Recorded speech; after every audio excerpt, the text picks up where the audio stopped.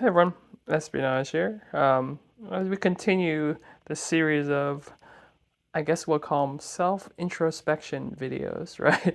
Of purchasing this Lego Porsche 911 set, which is just nuts, right, in terms of its pricing. I'm reflecting back and just thinking now, like, wow, actually there is a whole, market and community for just Lego investing, right? I mean, it seems like most Lego sets, especially the large ones, I think they all appreciate over some time, right? The like anytime, and all Lego sets will go out of print eventually, right? So I'm looking at two sets here, right? Like I'm looking at this Technic 911 set, which I think came out in 2016, and I think it retired in like 2019. And now this is 2024. Only just like 4 years later, this thing originally retailed for like $300, and now it's going for almost $1,000, right? New in box on the right. And then here on the left, the Ninjago movie, The Destiny's Bounty, which I thought was a really nice set too. Comparable, right? I mean, I wouldn't say comparable, but I think it was like a $200 set or something. Also retired around 2019, but it's only up to like maybe $400 new. So the appreciation of the ship is not anywhere as much as the Technic. So I was starting to think about, well, why is that? I mean, it seems almost like just getting any large Lego sets. I mean, if I'm sure there's people that are out there that just want to just buy them and just store them away. Like that's perfectly cool. Like not everything goes up like a ton, right? I mean, the other Ninjago movie sets, the Ninjago City and Ninjago City Docks, those things are going up a lot. Like the Ninjago City is like $900 new. Ninjago City Docks, no, Ninjago City Docks, I think is what it's called, is up to like $600-700. But then Destiny's Bounty didn't make it. It's only at like 400. So personally, I think maybe because it's a ship, it's tough. Like not like the City and City Docks, which are more modulars, and people can just put that in with their modular collection.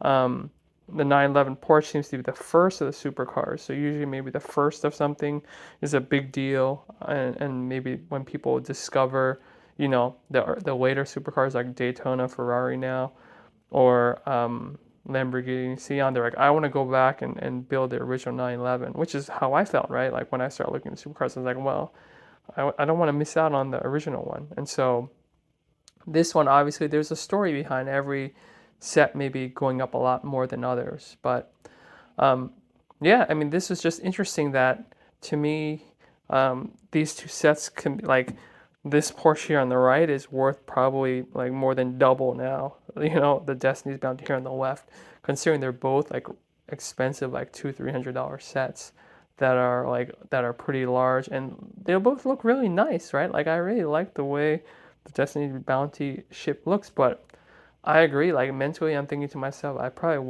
we will take this apart and put it back in the box at some point, and rebuild it in the future when we want to. But it's tough to store that anywhere, right? Like I mean, it looks like it's not a modular, so you can't put it with modular buildings, and so you don't have a modular collection. Like where does this go, right? I mean, whereas the Technic cars, usually if you have one, you're gonna have multiple of the supercars, right? And I've seen a lot of people, they'll even hang these things on their walls, right? I mean, they'll hang them on the walls, or they'll have like a nice IKEA, glass case that's lit up with each of the supercars on each row. So it sounds like, yeah, just from a collector standpoint, that's usually what will drive the cost of how it can fit into your collection, how you can use it. That sort of thing. But actually, one of the surprising things that I did was what I was surprised about was the Welcome to Apocalypseburg set. Okay, so let me show you something. I do want to talk about Apocalypseburg, but let me quickly show you this. So go to something, if you want to get into it, brickeconomy.com, I think. So this is a whole site, right, on just investing in Legos, right? So let me try this one. Okay, so Porsche 911 is here. So let's take a look at this one, right? So got some ads here. Okay, so Porsche, right? This is a good site because it shows to you like sort of the pricing, right, involved. Porsche came out for $300 in 2016. Then it retired in April 2019. Its value now is almost $800, right? And so you can it's almost like stocks, but this is more fun to me than stocks because it's Legos, right? So it has annual growth, what they're forecasting for future growth, and then used pricing, and then the set predictions, right? In 1 year, it'll be worth this much. In 5 years, it's going to go up even more to almost $1,200 new. So this is what it's thinking of, what it's predicting in 5 years, that this is probably Porsche will keep going up. Now let's take a look at, let me see if I can pull up Destiny's Bounty this time. This. All right, here we go. No, yeah, this one, 70618. That's it. Okay, so it did only retail for $159, and it retired in September 2019. I think that was 1 month after the Porsche 911. But as you can sort of see, its annual growth is much lower, right? It's not as fast as the Porsche. So in about 5 years, it will only go up to about $377, whereas the Porsche is going to go up to like $1,200 in 5 years.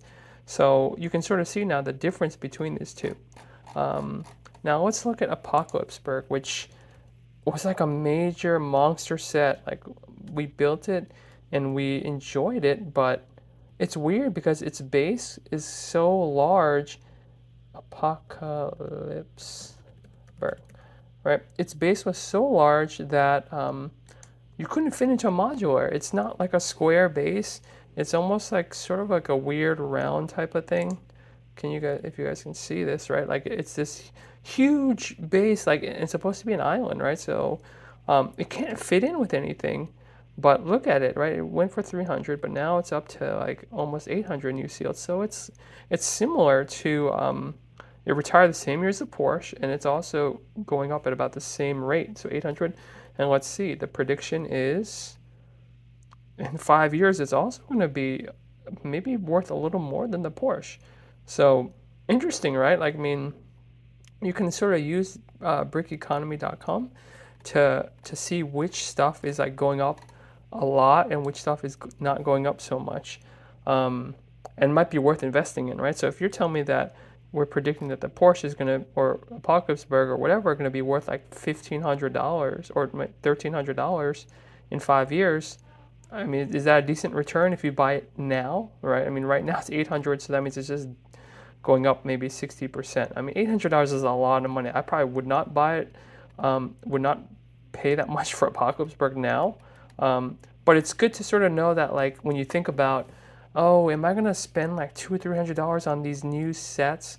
Like, there is a chance that they will go up in value. In fact, I think almost every set goes up in value at least a little bit. But some will go up, like some have the potential to just go nuts, like some of these sets. Whereas, like, let me show you some, like some negatives, right? So, Bookshop, one of those modulars. This one retired already, right? This one retired in just at the end of this year. Oh, maybe this is too soon, right? It already retired, but its value is worth a little less now than what it was going for. But I think it's just too new. It was just retired like last month. So let me see if I can find what's something that retired a little bit earlier than that.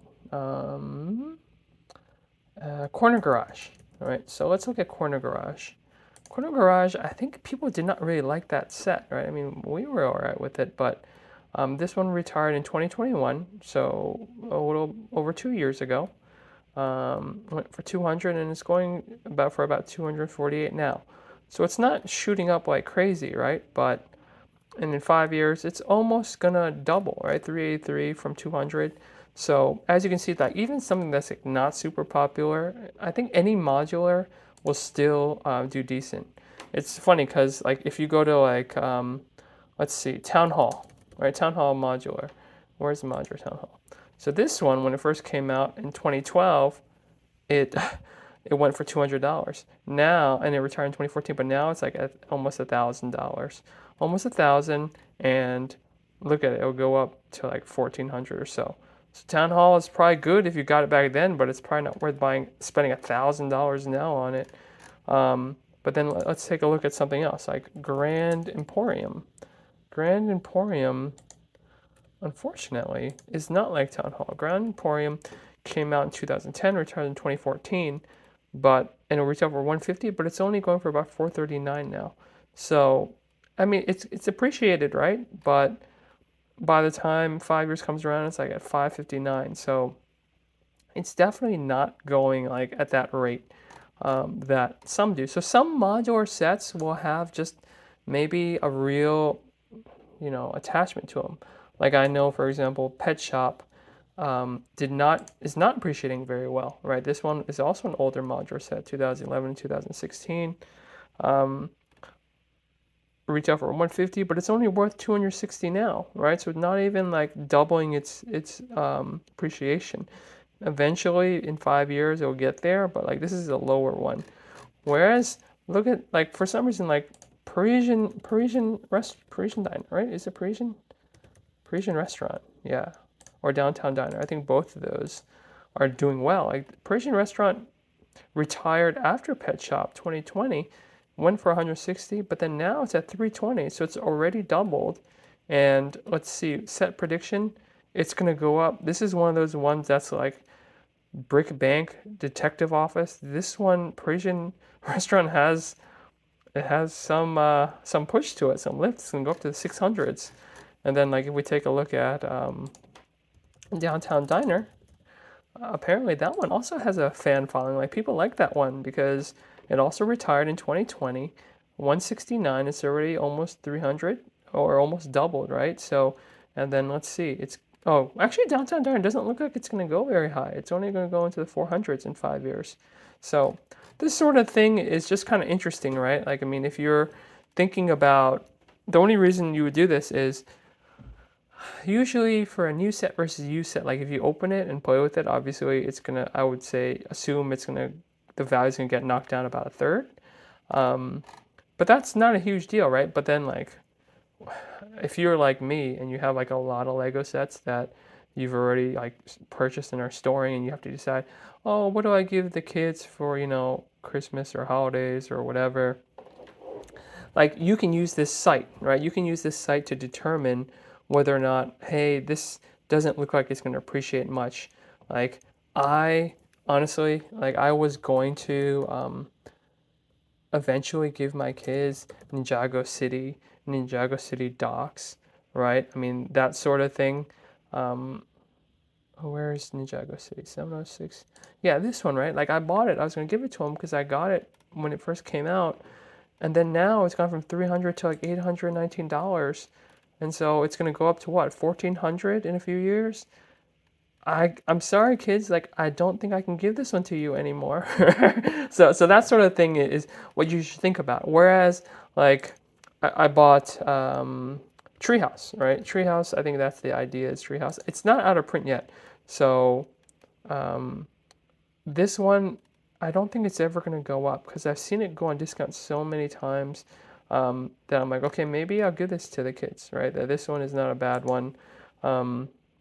So that's sort of a thing to think about, right? Is whether or not something has potential. Like if it's already retired, you may want to consider holding on to it versus opening it, depending on if you see like a spike or not as soon as it's retired. So hopefully this helps you guys as well in terms of, and guys and gals, in terms of deciding whether or not you want to get into Lego investments, especially if you start just buying a lot of sets and stuff. Just have awareness, right, that these sets, they are actually worth a lot. And what I like about Legos is even after you've opened the set, right? I mean, it's still worth something. Don't throw out the boxes, don't throw out the manuals, try to keep all the packaging, and then you can probably still sell any set for like 2/3 of the asking price of the new sealed set. So most of the stuff I don't think we're gonna sell in our family just because it's fun to collect, but it's good to know that like these all actually do still maintain value much better than, like a real car or whatever, right? So just be smart about it. Maybe you want to, if you're seeing some stuff that you have that's still not open, like skyrocketing up in terms of value, then maybe just hold on to that, like, and open the other stuff that's looking like maybe that's not going to go anywhere. All right, so hopefully you found this video informative, and maybe you might get into the Lego investing game as well. All right, we'll catch you next time.